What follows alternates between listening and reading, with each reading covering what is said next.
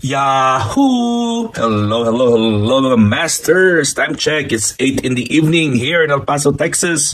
Gabi po sa akin at kakauwi ko lang from work.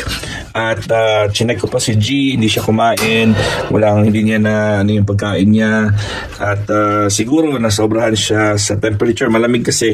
So ayaw niyang kumain. So ginawa ko ngayon, hindi pa ako nakabili ng bago niyang baking pan, ng kanyang swimming pool. So binalik ko lang muna yan.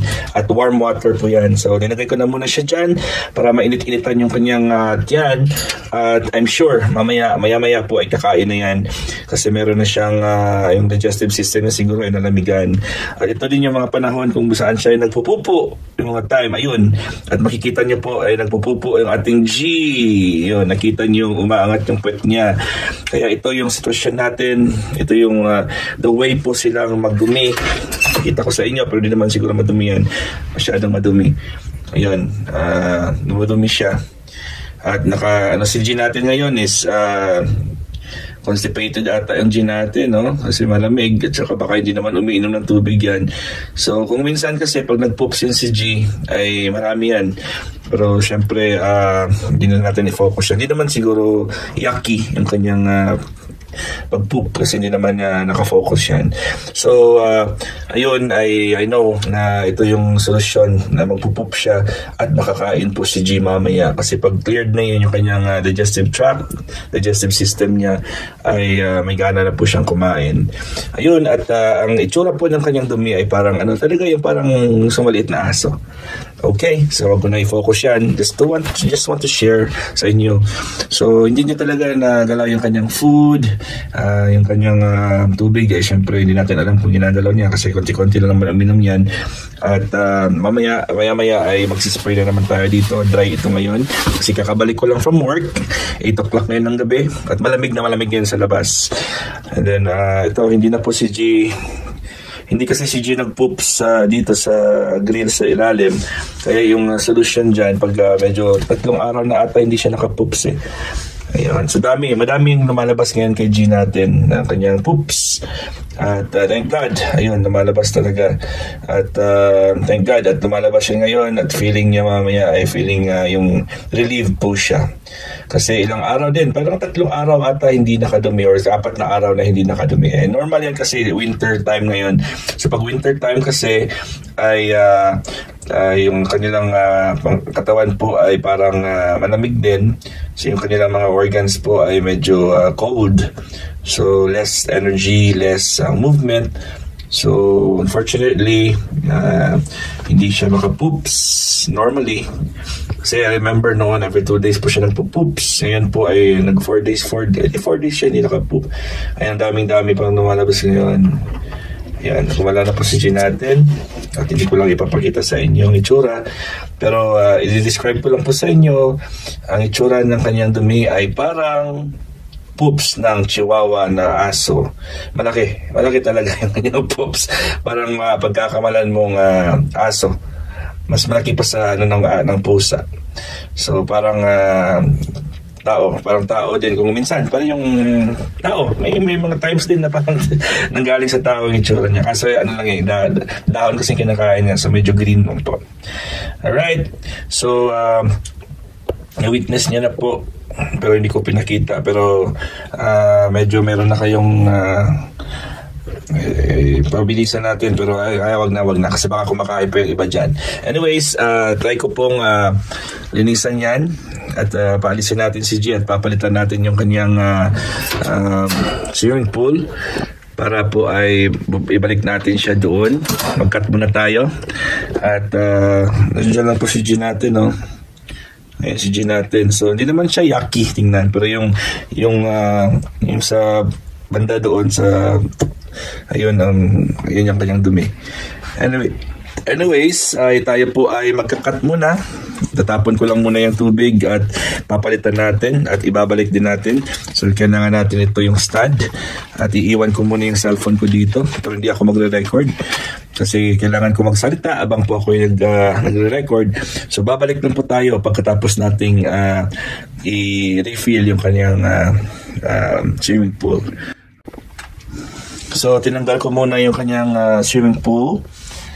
At sasaran ko na muna to, tsaka itatapon ko sa labas. Itatapon ko po ito sa mga halaman, yung kanyang swimming pool, tubig sa swimming pool niya na may kasama pong poops. Hindi naman siya madumi kasi gulay lang naman yung kinakain ni G. So, ito po yung kanyang poops. Dito po siya sa, yun. Ayun, hindi ko na babilisan lang yan. Alright, so ibabalik ko na muna. Babalik po tayo at tayo po ay magre-refill ng tubig. At ibabalik na po natin yung kanyang swimming pool.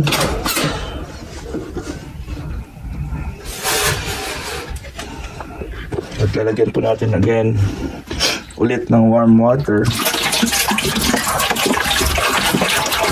Babalik yan si G. Alam kong babalik yan si G. So yun na-notice ko nung hinawakan ko si G ay yung kanyang chan po ay very soft na. So malaking relief po yan sa kanya na lumabas yung dumi. Kasi po ay ilang araw din. If I'm not mistaken, 4 days talaga. Or more. I think 4 days or more na hindi po siya nakapoops. Kaya thank God at lumabas po ang kanyang dumi. At ibalik natin si G ulit sa kanyang swimming pool. Ibalik natin si G. At I'm sure that excited na ulit yan. Kasi warm water na yun. Gustong gusto niya kasi yung warm water. Ayun, so kunin natin si G ulit.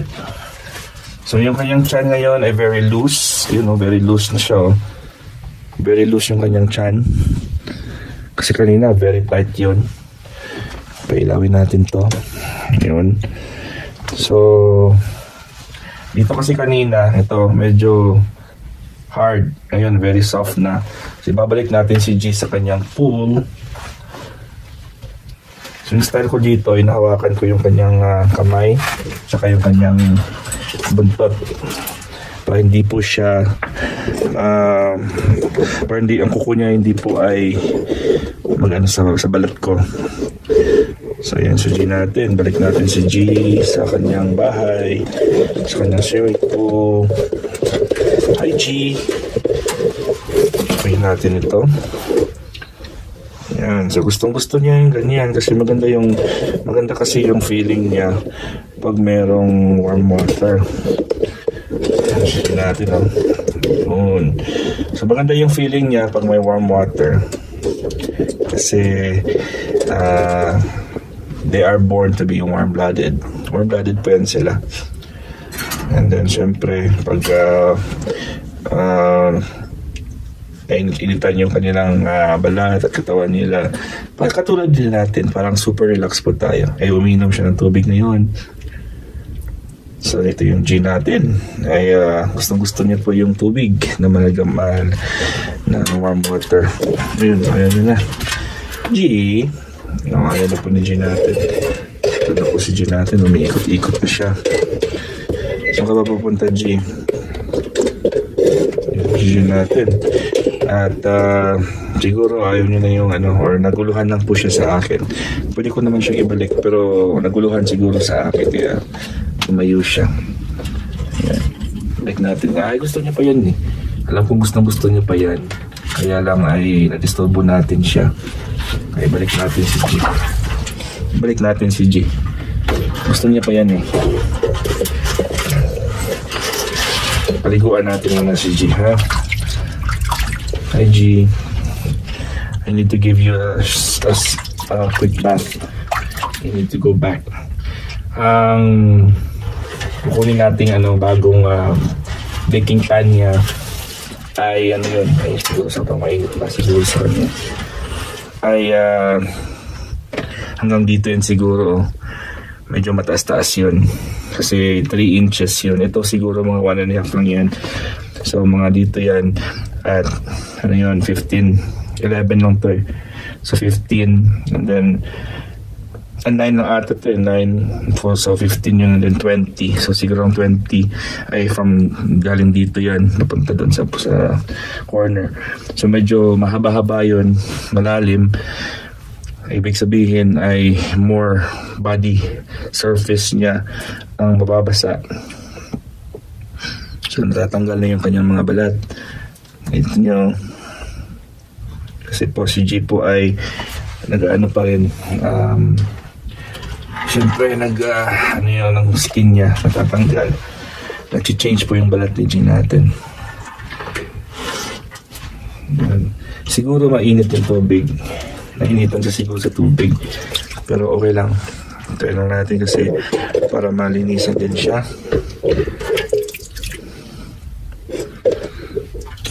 Ligo-ligo muna ang G natin. Ligo-ligo muna ang G natin pag may time. Special chat kasi si G natin. Ligo-ligo muna. Diba G? Ligo-ligo muna ang G natin. Kita mo yung ulo mo. Yan. Ayun si G natin, no? Okay lang yan, G. Ligo-ligo lang pag may time ang G natin. At maraming salamat ulit sa inyong love and support sa ating bidang-bidang si G. At hindi po kayo nagsasawa sa kakapanood at kakapag-support sa ating daily vlogs with All About G. Isa pong karangalan yan na magiging bahagi po ng inyong daily schedule. Ang iba dyan, perfect timing ang aking schedule kasi alas 6 ng umaga sa Pilipinas, kakagising lang po nila, lalo na yung mga kaibigan natin, especially si Kapangs ng Japan. Yung oras ng alas 7 ng umaga sa kanya. So ito yung kanyang BG time. Kahit hindi nanonood ay iniiwan yung kanyang cellphone habang ay naliligo. Mabuti pang cellphone, no? Naka-BG. And then syempre sa ating mga ka-Team One Love, Bro Pabi Boys at ang ating Team One Love, maraming salamat po sa inyo. At napapanood nyo talaga full. So hindi po hindi lang video napapanood nyo talaga habang po ay pinapasugod po kayo. At maraming salamat po dahil isa din ako sa team, member ng team. At kapag meron din tayong mga kasamahan dyan, gusto nyo kainin yung bato. Gutom ka ba, G? Gutom ata yung G natin eh. Okay, so syempre pag meron binaba si Bro Pabi Boys na kailangan sugurin, ay nagsusugod din tayo. Bumibigay din tayo ng ating time. Syempre dahil po ay ang ating buhay sa YouTube at sa social media ay give and take lang. Give and take yan. Kaya kung ano yung binibigay mo, siya din yung babalik sa'yo. Pag nagbigay ka ng pagmamahal, respeto, at suporta, tiyak, yan din yung aanihin mo. Kaya very proud po ako sa relasyon natin sa isa't isa. Our relationships as friends, as supporters, of course sa ating team, kahit iba't ibang team pa tayo. Kaya yung layunin natin ay isa-isa din. Pareho din yung ating layunin. Mga kaibigan din tayo na hindi na belong sa team natin. May mga kaibigan tayong bagong dikit lang. Pero nakikita natin na parang din sila, regular din sila sa atin. Kaya isang karangalan yan na magiging part ng kanilang routine. So again, sa lahat po ng mga kaibigan natin na nagsusupport po sa atin at walang sawa pong nanonood at nagbi-BG at nagla-like, support, ng iba dyan ay nagsishare, ay super thank you po sa inyo lahat dyan. Team Kuroda ay ang ating main team, and of course ang Team Puyaters, Team One Love, and ang ating mga bros, mga sis, ating Team Kalingap, ang ating bro Harry Clint ng Team Gapangan.